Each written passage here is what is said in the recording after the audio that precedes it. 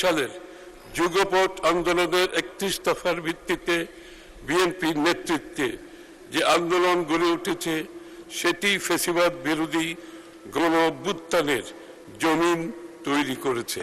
দীর্ঘ দেড় শতকের ফ্যাসিবাদ বিরোধী লড়াইয়ের ধারাবাহিকতায় 2024 এই ছাত্র জনতার রক্তক্ষয়ী গণ অভ্যুত্থানের মধ্য দিয়ে বাংলাদেশ আবার নতুন করে গণতন্ত্রের পথে যাত্রা শুরু করেছে।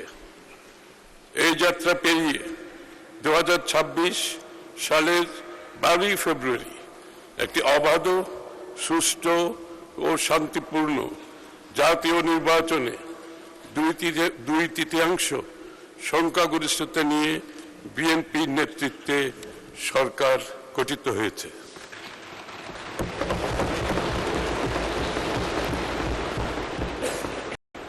সরকারের অর্থমন্ত্রী হিসাবে দায়িত্বপ্রাপ্ত হয়ে আমি আজ এই মহান সংসদে আমাদের প্রথম বাজেট প্রস্তাবনা উত্থাপনের জন্য দাঁড়িয়েছে মাননীয় স্পিকার। শুরুতেই বিনম্র শ্রদ্ধার সাথে স্মরণ করছি মহান মুক্তিযুদ্ধের বীর শহীদদের এবং নির্যাতিত নারী সহ সকল আত্মত্যাগী মানুষদের।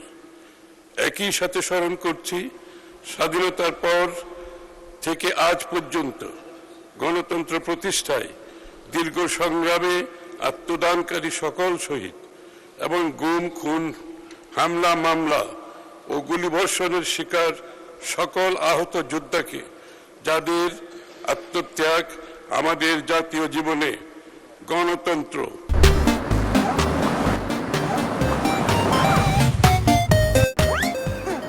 অধিকার ও নতুন আশার দিগন্ত উন্মোচন করছে। মাননীয় স্পিকার, দেশ ও জনগণের প্রতিটি ক্রান্তি লগ্নে শহীদ প্রেসিডেন্ট জিয়াউর রহমান এবং পরবর্তীতে দেশনেত্রী বেগম খালেদা জিয়ার নেতৃত্বে বিএনপি বরাবরই জনগণের আশা আকাঙ্ক্ষার পক্ষে অবস্থান নিয়েছে এবং দেশকে এগিয়ে নিয়েছে।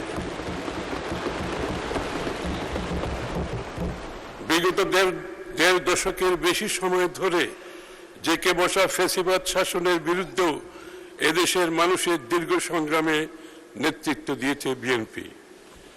2016 সালের ভিশন 2030, 2022 সালের রাষ্ট্র মেরামতের 27 দফা এবং 2023 সালের যুগপৎ আন্দোলনের 31 দফার ভিত্তিতে বিএনপির নেতৃত্বে যে আন্দোলন গড়ে উঠেছে সেটি ফ্যাসিবাদ বিরোধী গণ অভ্যুত্থানের জমিন তৈরি করেছে।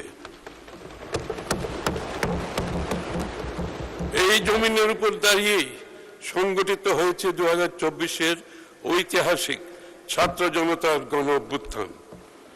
মাননীয় প্রধানমন্ত্রী তারেক রহমানের নেতৃত্বে রাজনীতি ও রাষ্ট্র ব্যবস্থার সংস্কার, মেরামত ও রূপান্তরের 31 দফার পথ ধরে বিএনপি গণ অভ্যুত্থানের আকাঙ্ক্ষাকে ধারণ করে আরও সম্প্রসারিত প্রস্তাব জুলাই জাতীয় সনদে উপস্থাপন করেছে। আমরা যে জুলাই জাতীয় সনদ স্বাক্ষর করেছি সেটা অক্ষরে অক্ষরে বাস্তবায়ন করার ঘোষণাও ইতিমধ্যে তিনি জাতির সামনে দিয়েছেন।